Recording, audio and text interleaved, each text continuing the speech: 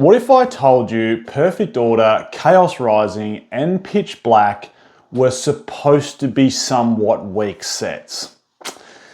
Just good enough so that they were sold and bought and chased, but it left everyone wanting more. What if I told you that was what was going on? Would you believe me?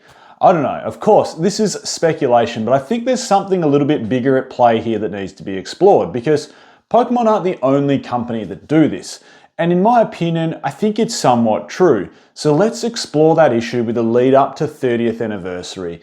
Did Pokemon intentionally put some weaker filler sets in a row here so that it would increase consumer spending and build hype for 30th anniversary? Let's have a look at that. Now, of course, this, like I said, is a theory, but there is some evidence behind it. Point number one, I think the biggest one that comes to mind is Pokemon was on an absolute heater.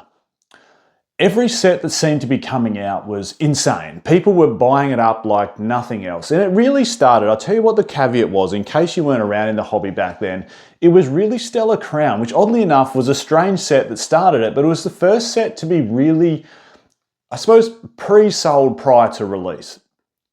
Massive orders on booster boxes for Stellar Crown, which is odd because, yeah, okay, it had the Bulbasaur and the Squirtle and the Terapagos and the new rarity type, which had the rainbow border, but it was nothing special really, was it? Then Surging Sparks hit, and I guess that was what added a lot of fuel to the fire. And then after that, Prismatic Evolutions hit. And then that was what really set the Pokemon TCG back on fire after a little bit of a hiatus. It went absolutely bonkers again after that. And then we had just set after set after set. You know, we had Destined Rivals, which was absolutely amazing. We had Black Bolt, White Flare, which, you know, an illustration rare or better for every single Gen 5 Pokemon. Absolutely insane. And then, of course, we move forward to this new Mega Evolution block, and the Mega Evolution base was just insane. Like, people were like, this is an awesome base, the best base I've ever seen. And then we got hit with Ascended Heroes, which just had so many chase cards in it. And even before that, with Phantasmal Flames, that Charizard, like everyone was just chasing that Charizard. So I think the expectations were that 2026 would just be the greatest year Pokemon has ever seen. Starting off with Ascended Heroes and finishing off with 30th Anniversary and a Rayquaza set. And the sets that came in the middle of that were going to be just as damn good. And you know what? They just weren't. I don't think any three of these sets, Perfect Order, Chaos Rising, or of course Pitch Black, have lived up to anyone's expectations. They're filler sets to almost put it nicely, aren't they? And that's really interesting that everyone's expectations, including mine, I thought 2026 was going to be the year. I thought it was going to be the greatest year we've seen in Pokemon investing.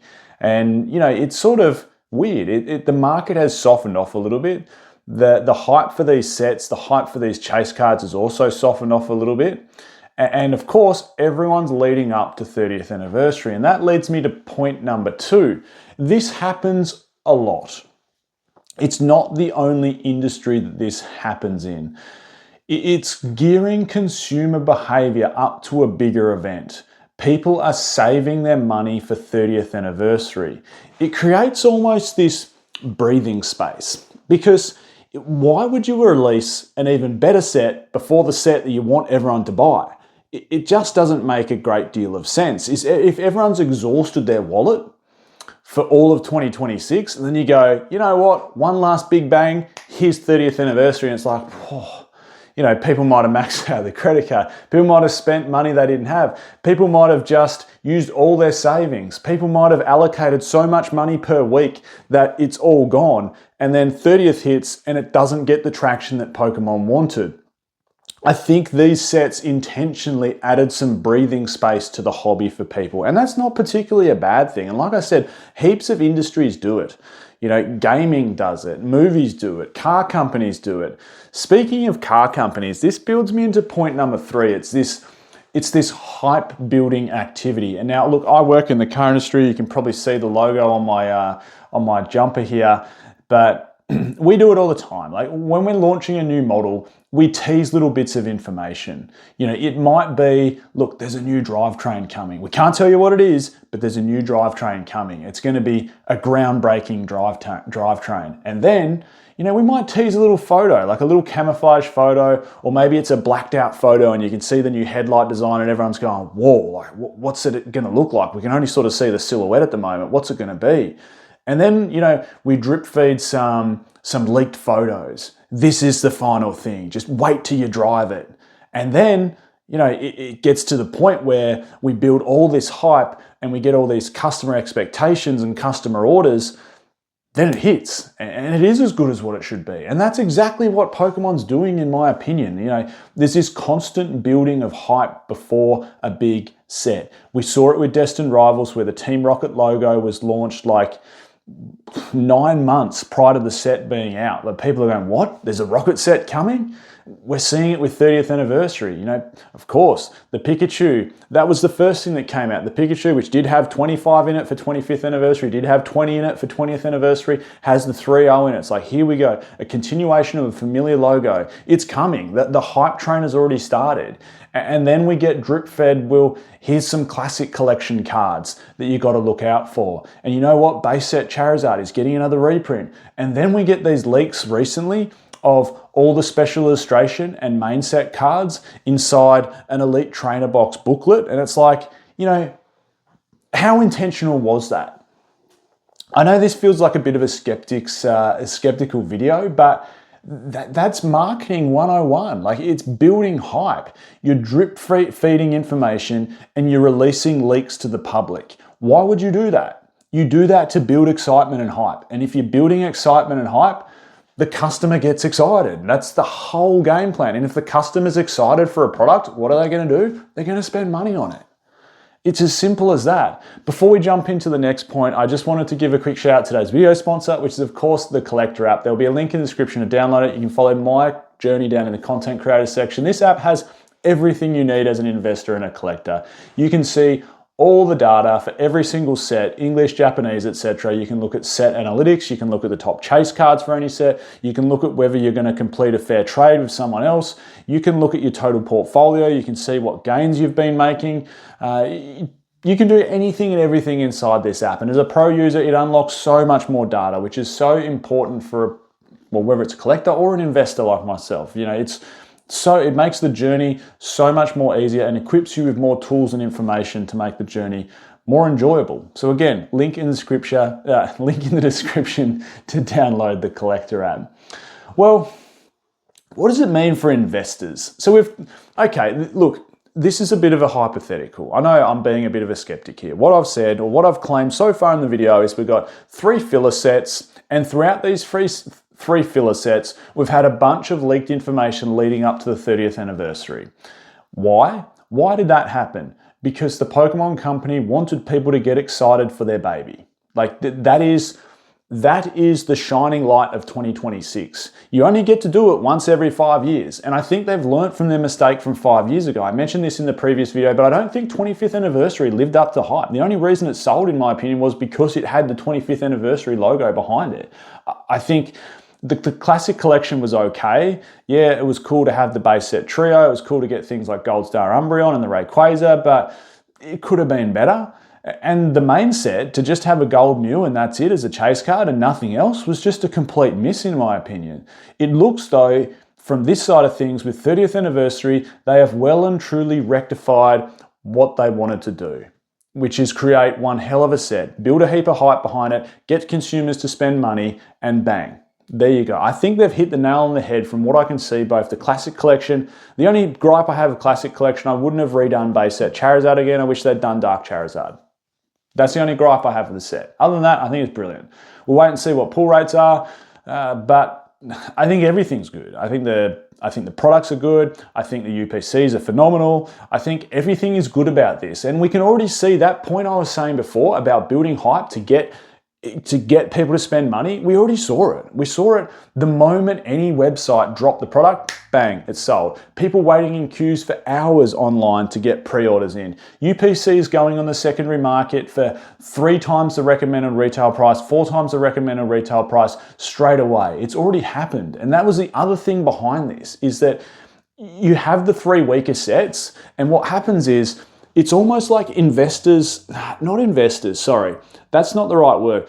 It's almost like the scalpers of the hobby leave. Why? Because they can't make money instantly. That's why they leave. They go and look at something else. And I think that's why we've actually seen an increase in, and look, I don't follow other TCGs all that closely. Of course, I keep an eye on the market, but that's why I think we've seen an increase in some other TCGs. We've seen increases in things like Dragon Ball. We've seen increases in things like Magic the Gathering. And the reason for that is you can't make quick money in Pokemon at the moment. You couldn't make quick money on Perfect Order, Chaos Rising, or Pitch Black. You just couldn't. You can't flip those products for more money. Why? Because they don't have strong chase cards in them. Also, why? Because there's not enough profit and hype around those sets. It's not 30th anniversary, but right now, flip the script. As soon as 30th anniversary comes around, the leaks, the everything, the chase cards, bang, straight away, people are back in buying the product up online before anyone else can get it and flipping it for a profit. Investors, and in particular, scalpers, have come back flooding. They've come back in hordes for this product. One point I wanted to end on around Perfect Order, Chaos Rising, and Pitch Black is that just because they were made in I wouldn't say this is my opinion, it's more a thought process. I'm not saying this is exactly what's happened, because I don't work for Pokemon. I don't sit in their marketing team. This is just an evidence-based guess, and whether I truly think it or not doesn't really matter. I'm just presenting an argument here of one side of the story that it could be. But what I'm trying to get at is, just because these were seen as filler sets doesn't mean they're going to be bad investments. I do want to make that caveat. What's to say that Pitch Black isn't an incredibly short printed set? Like one and done. And we never see any more product again. That could happen. Think back to Shrouded Fable from Scarlet and Violet era, which feels like yesterday, but it's not. That set's been out for quite some time now. It's been out for over 18 months, and it had this really odd release where, they couldn't get enough product onto the market, and then it was just forgotten about. And everyone was saying, oh, it's a weak set, there's no good chase cards inside it, which is somewhat true. But look at what the sealed product is doing. Just because it was seen as a filler set or a weak set doesn't mean it can't be a good investment. So Perfect Order, Chaos Rising, and or Pitch Black, all 3 of them, could well prove to be decent investments. They could all prove to be short printed. It doesn't really seem that way, because whenever I go into a shop at the moment, I always see Chaos Rising and Perfect Order boosted boxes and packs and Elite Trainer boxes everywhere. They're not quite selling. And look, they will. Of course they will. They're good enough to sell. It's Pokemon. It's the biggest IP in the world. They will sell. And it's not a bad thing that they're sitting on shelves. But I did want to make that point, that just because these are seen as filler sets doesn't mean they can't be good investments down the track. It does mean, however, they're not going to be flipped and sold for double, triple recommended retail price for sealed products. But again, doesn't mean they can't double and triple down the track. That could well happen. And that brings me to my final point. With this, as an investor, you put your investor hat on, and let's say you miss out on 30th anniversary at retail price because you weren't good enough to buy, I shouldn't say you weren't good enough, you weren't quick enough to be able to get it online because other people were quicker or better or whatever it might be. And you have to buy it on the secondary market for 3 times the price. Like you have to buy an Elite Trainer box for, $180 or whatever the going market price for them might be. You ask yourself, is it a better investment to buy that? Or is it a better investment to buy one of those booster boxes like Pitch Black at a retail price? One that's already tripled its recommended retail price. Does that have a better opportunity to, again, tripling its secondary market price that you buy it at? Or do you have a better chance of tripling your Pitch Black booster box that you could manage to buy at retail price? Do you get my point there? What's going to be the better investment long term? look, time will tell those things. There we go. I think we've sort of come to a conclusion here. I'm not saying this is a fact. Again, I don't work for Pokemon. I'm just presenting an interesting argument to you. I love the 30th anniversary. I love the look of it. I think there would be some level of marketing, whether that's the exact game plan, let's bring out 3 weaker sets, I don't know. I think it makes sense, and there's some evidence to present that could well be true. But please, let me know your thoughts down below. Do you think Pokemon has intentionally bought out 3 weaker sets with the sole aim of building massive amounts of hype and the sole aim just to sell heaps and heaps of 30th anniversary? I'd love to know your thoughts on it as well. I'm Michael, this is PokeOz. Thank you so much everyone for tuning into the channel, and I'll catch you all next time.